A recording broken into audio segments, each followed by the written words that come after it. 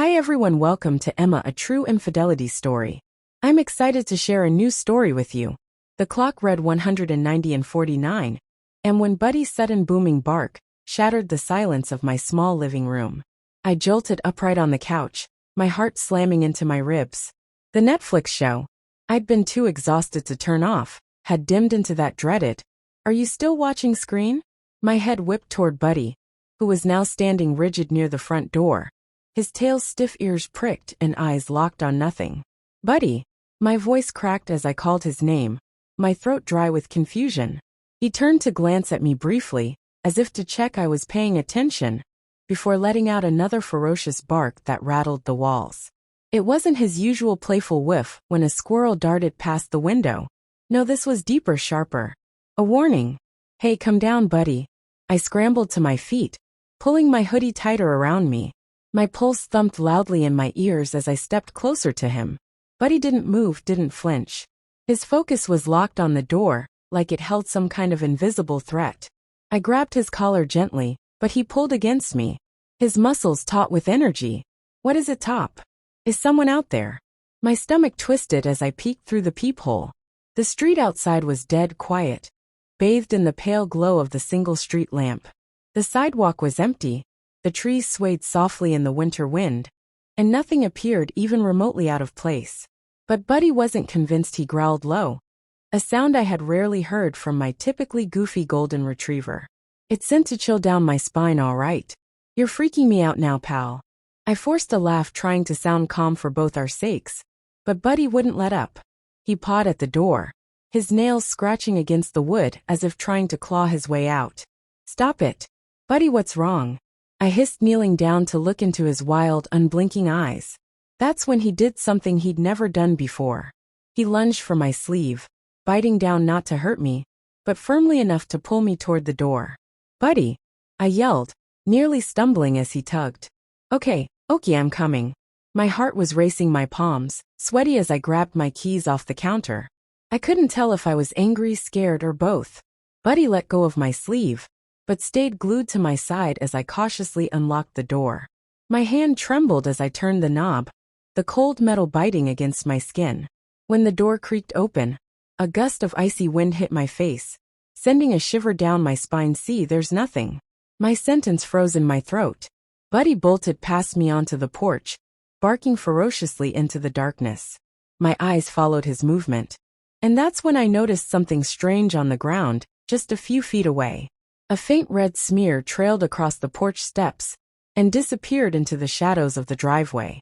"What they?" I muttered. Stepping out slowly, Buddy growled. His hackles raised as he sniffed the ground furiously, following the streak with an intensity that made my skin crawl. I glanced back at my open door, debating whether to run back inside and call for help. But Buddy wouldn't stop. He barked again, this time with more urgency, and took off down the driveway. "Buddy, wait, no!" I yelled, chasing after him in my socks. The pavement was freezing under my feet, but the adrenaline rushing through me made it barely register. Buddy stopped at the edge of the driveway, his nose to the ground. I caught up to him, panting, and squinted into the dim light of the street lamp. The red smear had led to the base of the lamp, where something small and shiny glint in the light. "What is that?" I whispered, crouching down to get a better look. It was a keychain, silver, shaped like a heart, and speckled with what looked like blood. My stomach churned. Buddy barked again, this time at the bushes lining the neighbor's yard. The sound was so sudden and sharp that I dropped the keychain, my hands shaking. "Who's there?" I shouted into the darkness, my voice trembling as I clung to Buddy's collar. The bushes rustled and my breath hitched. I could feel Buddy's body vibrating with tension, ready to lunge. I held on tightly, my heart pounding so hard I thought it might burst out of my ***T for a split second. The world felt completely still. Then a shadow moved. Buddy's growling didn't let up, his whole body tense as he stared at the bushes. My breath was shallow, the cold air stinging my lungs.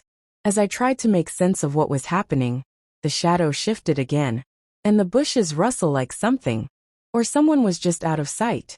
"Who's there?" I called out, my voice shaking. Despite my attempt to sound strong, Buddy barked fiercely, pulling at his collar. It felt like I was holding onto a live wire, his energy crackling and surging through me. The air felt heavy, thick with attention. I couldn't explain.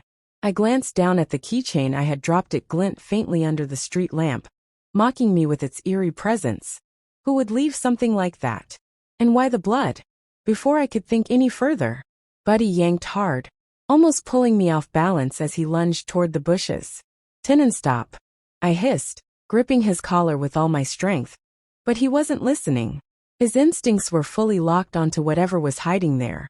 Suddenly there was a low groan, almost like a muffled voice coming from the bushes. My stomach flipped. "Hello, are you hurt?" I shouted, leaning forward, but keeping a tight hold on Buddy. My hands were trembling so badly, it felt like I might lose my grip at any second. The groan came again, followed by a rustle of leaves. My heart raced as I struggled to make out the shape in the shadows. Buddy barked louder, his growls rumbling deep in his ***T wasn't just anger. It was fear. He was scared, and that terrified me even more. I reached into my pocket, fumbling for my phone. My fingers were numb both from the cold and from panic as I struggled to unlock the screen. "I'm calling for help." "Stay where you are," I yelled, though I wasn't even sure who or what I was talking to. The bushes moved violently, and I froze. A figure staggered out, collapsing onto the grass in front of us. It was a man, his clothes torn and stained with dirt and something darker blood. His face was pale, almost ghostly. As he tried to crawl toward me, "Help." He gasped, his voice weak and strained. "Oh my God." I whispered, dropping to my knees. Instinctively, Buddy lunged forward, but I held him back, keeping him just far enough away from the man. "What happened to you? Who did this?"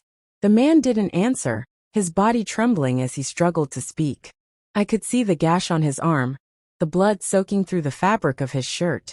"They're coming," he muttered, his eyes wide with fear. "What do you mean? Who's coming?" I asked, panic rising in my ***T. My eyes darted around the empty street, suddenly feeling like every shadow was watching us. Buddy barked again, his attention snapping to the end of the street. His growls grew louder, more urgent, as if warning me of something I couldn't see. The man grabbed my arm weakly, his grip cold and shaky. "Need to go now," he said, his voice barely above a whisper. I looked at him, then at Buddy, who was now pulling hard against his collar, desperate to move.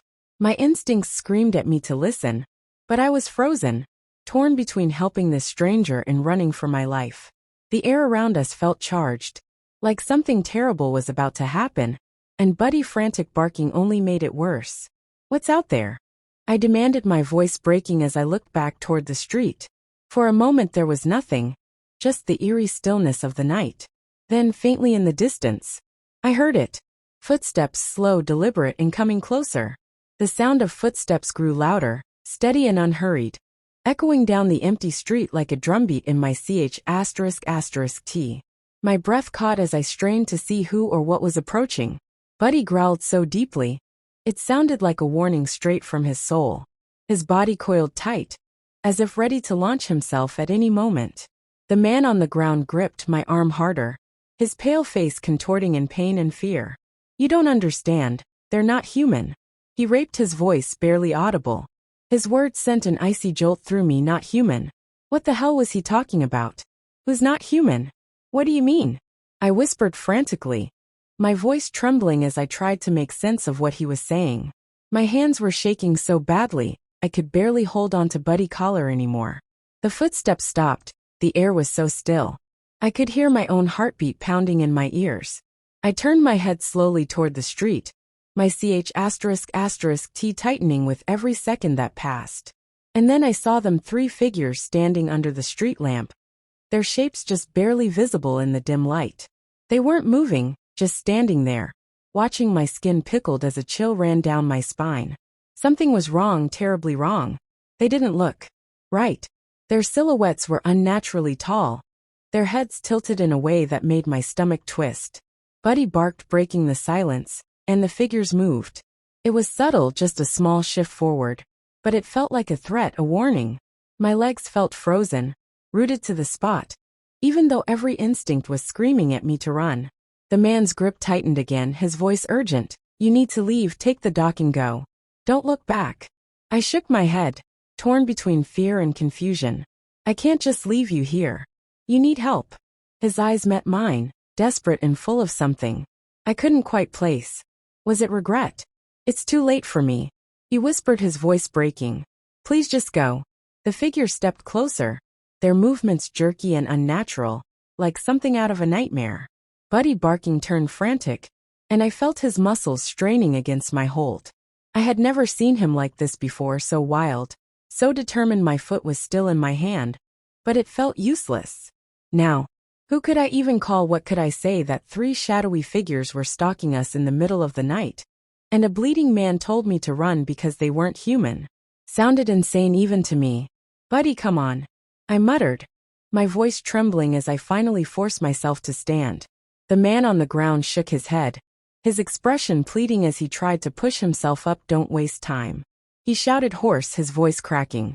I didn't want to leave him, but Buddy's growls were growing louder, more insistent, and the figures were getting closer. They were almost under the next street lamp now, their strange, distorted shapes becoming clearer. My stomach churned as I saw how their limbs moved, almost like they were bending the wrong way.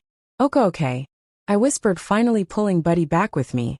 I'm sorry, I said to the man, my voice breaking as I took a step toward the house. I'm so sorry. He didn't respond. He just looked at me, his face pale and resigned as he slumped back to the ground. I couldn't watch anymore. Buddy barked again, and this time I listened.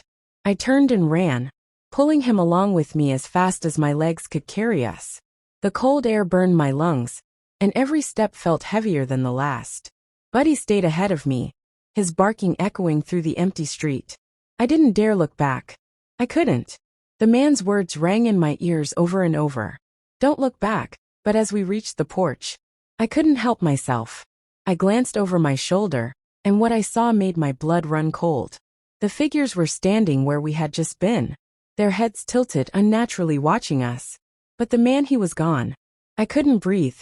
My heart was hammering so hard it felt like it might rip through my ch*****t. I clutched Buddy's collar, feeling the frantic pull of his energy, but I couldn't look away from the empty street. The figures were gone and so was the man. Only the darkness remained. Buddy, what the hell just happened? I whispered, my voice shaking with fear I couldn't suppress. Buddy barked, pulling at the leash like he was still fighting against something unseen, his body trembling. His eyes were wide, frantic, like he knew something I didn't, and I didn't know how to make sense of it all. I backed up into the house, quickly shutting the door behind us with a thud. The locks clicked into place. But even with the door closed, the chill in the air still clung to my skin, and my thoughts were racing a mile a minute. What had we just seen? Who was that man? What were those things? I leaned against the door, trying to steady my breathing. Buddy was still on edge, pacing in circles. His hackles raised, ears pinned back and eyes constantly darting to the windows. His nervous energy was infectious, and I found myself jumping at every creak of the floorboards, every gust of wind rattling the windows. The silence in the house was unbearable, thick with tension and fear.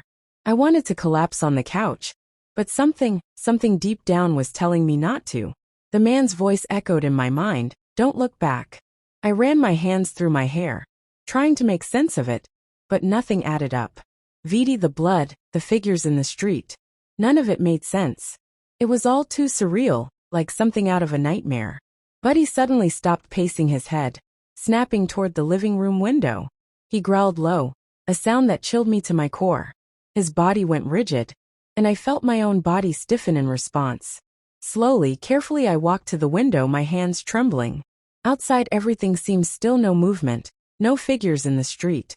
But as my eyes scanned the yard, my breath caught there by the fence just beyond the porch light. I saw something glint in the shadows, something shiny. Please.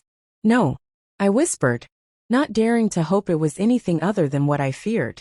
But as I crept closer to the window I could see it clearly. Now the same teaching, the heart-shaped silver charm stained with blood, hanging from the top of the fence, like some kind of twisted message. My mind was racing, panic bubbling up in my ch****t. What did it mean? Was this some kind of warning? Or had I just made a terrible mistake by running? Suddenly Buddy went wild. He barked so loudly I felt the windows rattle. his body trembling with more intensity than before. "No, Buddy, stop!" I shouted, but he wouldn't listen. His body was straining against me as I tried to hold him back. But his eyes were locked on the yard, and the tension in his muscles told me everything. Something was out there, and it was getting closer. I backed away from the window, pulling Buddy away from it. My pulse was pounding in my ears, and my thoughts were spiraling out of control.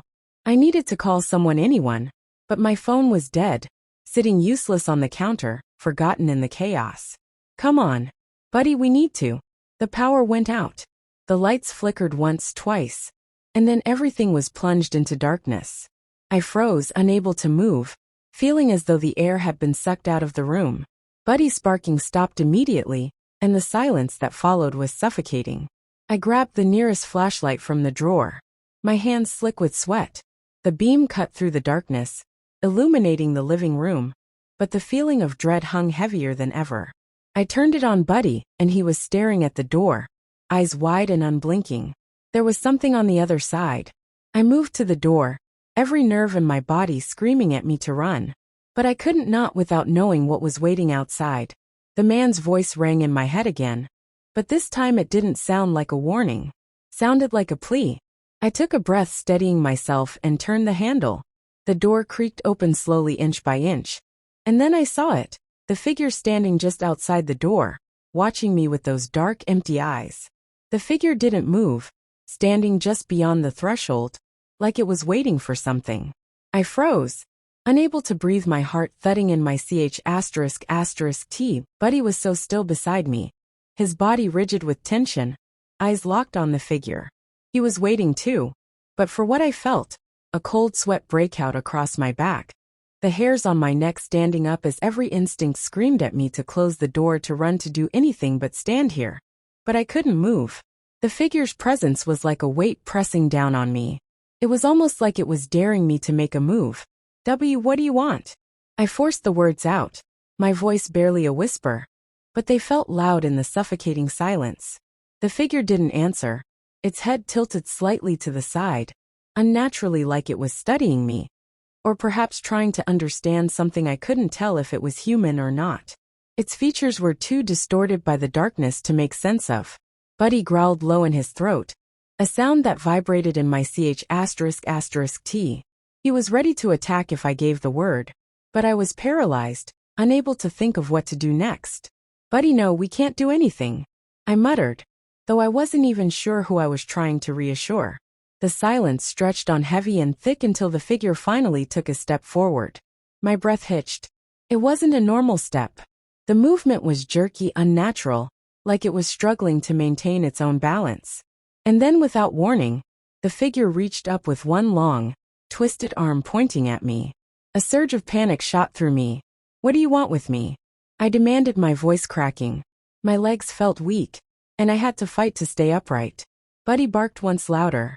Now his ears flattened as he strained against the door, but before I could even react, the figure's other hand shot out, grabbing the door frame with a force that rattled the wood. My heart skipped a beat as the temperature seemed to drop, the ear turning frigid in an instant. I could see my breath in front of me, now tiny wisps of vapor that made everything feel even more unreal. "Buddy," I cried, pulling at his collar as he continued to bark. But he wasn't moving. He was frozen too, staring at the figure with an intensity I'd never seen before. It was like he knew something I didn't like. He understood the danger in a way. I couldn't even grasp the figure's eyes, if you could call them, that glowed faintly.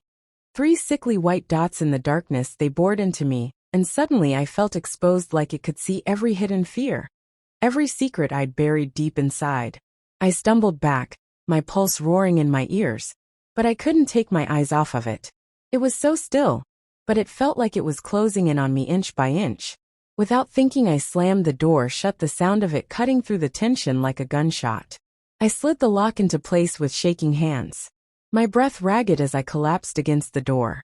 Buddy was still at my side, his growls low and warning, but at least he was no longer rigid with fear. He was watching the door, alert, ready for anything. I slid down the door, my back against it as I tried to steady my breathing. What was that thing? What had just happened? The man's voice echoed in my mind again. "Don't look back." But the worst part, I had a feeling. Whatever, it was out there wasn't done with us. It hadn't left yet. It was just waiting, watching for the right moment. And I knew deep down I wasn't going to be able to ignore it much.